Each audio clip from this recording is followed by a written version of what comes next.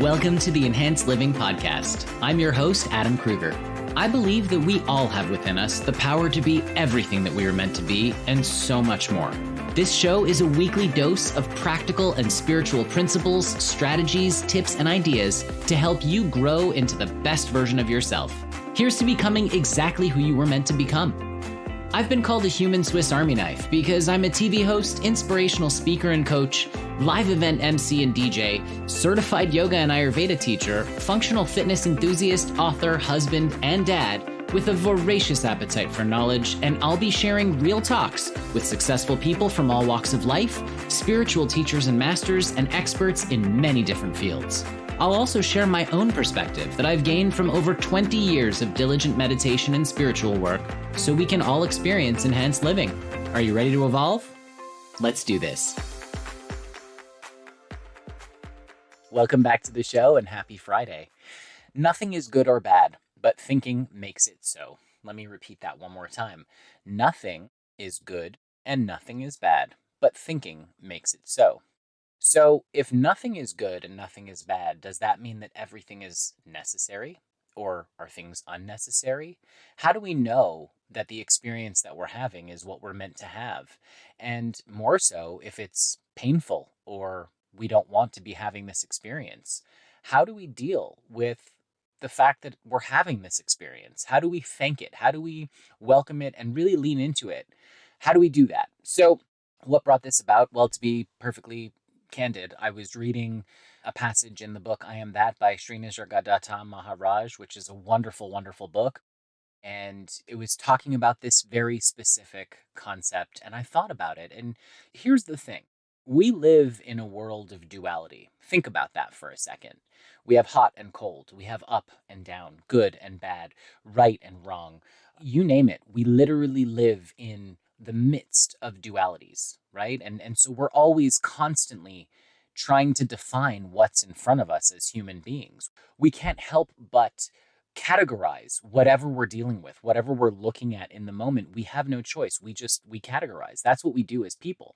Now, obviously the saints and sages and people who have really evolved, they've really been able to stop themselves from categorizing things or defining them as good or bad. And I'm using air quotes, of course, because is anything really good and is anything really bad? Now, I think from an objective standpoint, you can look at something and say, yeah, that's terrible. I mean, there's a number of things: murder, abuse, molestation, in any capacity. I think it's generally a consensus that we can all look at that and be like, yeah, that's really bad. Let's not do that. But at the end of the day, right? That's a value judgment that we're putting on it. Now, I'm not saying that it's something that should happen, and I'm not saying that it's something that should be labeled as good or not. I'm just talking about the actual labeling of things. And I'm talking about the reason why we have this duality. What's the point of the duality? And I want to kind of delve into this because I don't believe that we can have one without the other. We live in a world of duality. When you come out of the body and you leave the physical plane, you go back to source. What is source? Source is love. That's the way I understand it anyhow. The source of all things is just supreme consciousness. It's love. There is no such thing as any other. And all of what we experience is contained within that. But so why do we live in this duality or dualistic world, right? Well, think about it this way. You cannot have light without darkness, because if we're always in the light, then how do we even define that? If someone walked into a room and all you ever knew was bright light, it was always sunny no matter what, and they said, wow, it's really light in here, and you'd say, what does that even mean? Because you've never experienced darkness. But once you've experienced darkness, then you understand what light is. And so I really think that there's The Good Place, which was a show on NBC, really great show. I absolutely adored that show. Charisse and I loved it. And I think that it really explored this concept really, really well because, and just FYI, spoiler alert right here, skip ahead to the next section of the podcast if you haven't seen the series and you want to see the series, because I'm about to give something away. They basically tackled the issue of once you're in heaven and you get everything that you've always wanted and everything is always perfect, eventually, and in the show it took eons, or Jeremy Bearamys, as they called them. It took eons to get completely bored and depressed and just didn't want to exist anymore in that humanistic, spiritual form. And so I don't believe that that's actually what goes on in heaven. I don't think that, you leave the body and then just everything you've ever wanted is just there. And it's just another kind of iteration of what we deal with here on earth, only it's perfect. I don't believe that that's what happens. Now, I don't know what happens. And for all I know, it could just be lights out when we die and that's it. This is your one existence. Lights out, you're done. I don't believe that that's it either. That's just me acting on faith and based on intuition and things I've gleaned from meditation. But I digress. The point that I'm trying to make here is that these characters who made it into the good place in the end, after a while, they'd done everything that they could possibly ever do. There was nothing else for them to do. Everything was perfection, and they got bored and depressed. And that's because when everything is going great, you have nothing to balance it with. In other words, everything being great means that nothing really is great.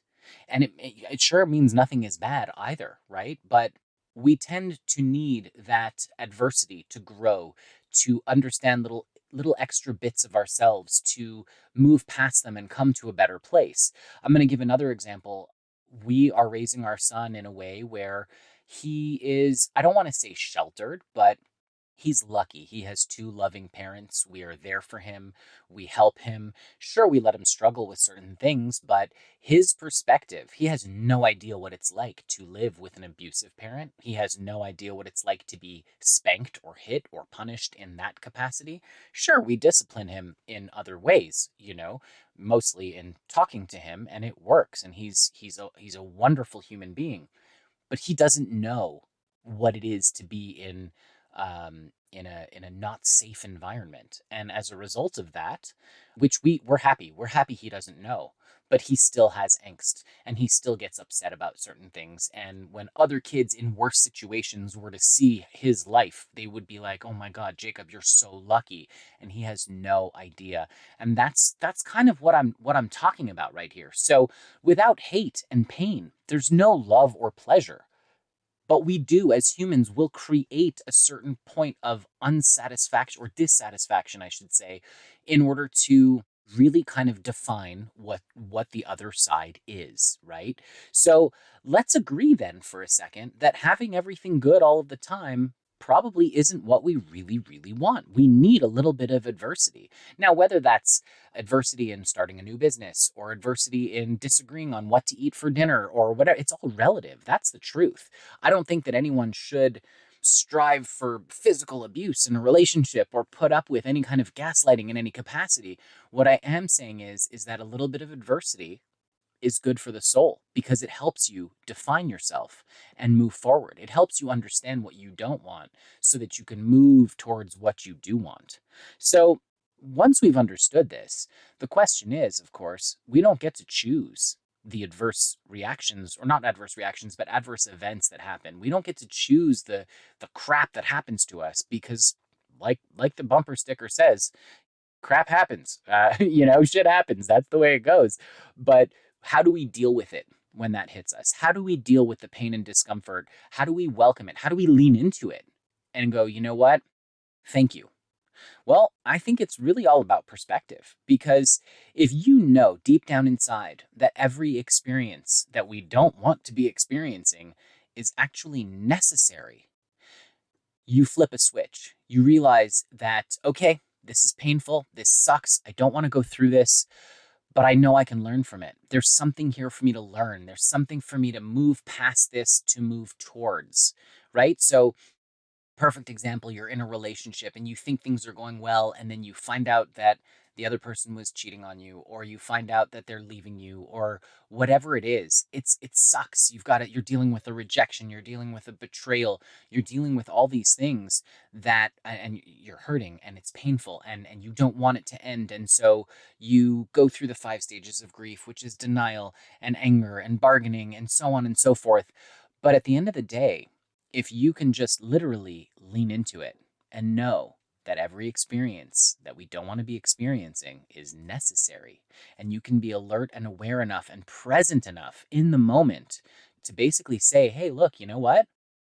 I know this sucks. I'm hurting. I'm going to deal with this hurt. And then I'm not saying, just instantly get over the pain. I'm not saying cover it up or fake acting in a different way. No, experience it. Allow yourself to go through the hurt because there's nothing wrong with experiencing that hurt. It helps you understand what you don't want to experience, right? You have to just trust that it's going to pass and that better things are on the way. So you really kind of have to lean into it. And the more we do this, the better we get at it. And that's again, I talked about this on the show not so long ago about being positive and what being positive actually means. And it's not about sticking your head in the sand and pretending like everything's okay when it's not. It's about acknowledging, hey, you know what? I'm not okay right now. I don't feel good. I don't feel good right now, but I want to. And I can, and I'm going to feel a little bit better. Right now, I'm going to mourn. I'm going to deal with whatever the situation is, and I'm going to look to the future knowing that better times are on the way. It's the same sort of thing. So, understanding that, and I've talked about this before on the show, any event that happens is just an event that happens. We put the value judgment on good or bad or whatever you want to call it. Nothing else puts that value judgment on it except for our thinking and how we think things should be. Our greatest pain point comes from not accepting the present moment. When you don't accept the present moment as it is, you are going to have resistance, you are going to have pain. Point final. That's a French thing. A French thing just came out of me. What can I say? But it's true. End of story. When you resist what is, you are in a state of resistance. When you are denying things, you are going to have more pain. So it's about really accepting what is and then choosing newer thoughts and choosing to heal and choosing to move towards the better situation. So nothing is good or bad, but thinking makes it so. I truly believe that everything that we encounter, everything that we go through is necessary. It's necessary for the evolution of ourselves, of our souls, of our personalities. And I think that for anyone out there, if you're dealing with something that's hard right now, if you are hurting, if you have been betrayed, if you lost a job, if you lost a loved one, God forbid, if you're in any kind of situation of pain, I want you to understand that first and foremost, I pray for you every day. Secondly, I know it doesn't look like it right now, but things are going to get better. It's going to happen. No matter what you're going through, time does heal all. So understand that you can find the lesson in it. No matter how bad the situation is, there is something in it for your evolution. And at the end of the day, I promise, it does get better no matter what it is. So yeah, nothing's good, nothing's bad. Everything just is. We can choose to feel the hurt and the pain. Well, actually, we don't really get to choose it. Really, at the end of the day, we will feel the pain of a negative situation or a perceived negative situation. The question is, are we going to get lost in it and are we going to wallow in it forever? Or are we going to realize that we're meant for so much more? So just remember, all the things that we don't want to experience, the pain, the other side of the duality, you can't experience the good side without the bad. It's all meant for our evolution. So lean into it as best as you can and know that it's going to get better. Have a wonderful day. Thanks for listening to this week's episode of Enhanced Living Podcast. If you enjoyed what you heard today, please share it with a friend. And if you haven't already, subscribe, rate, and review the show on your favorite podcast player. If you have any questions, comments, or feedback, feel free to reach me directly at enhancedliving.net. Thanks for listening.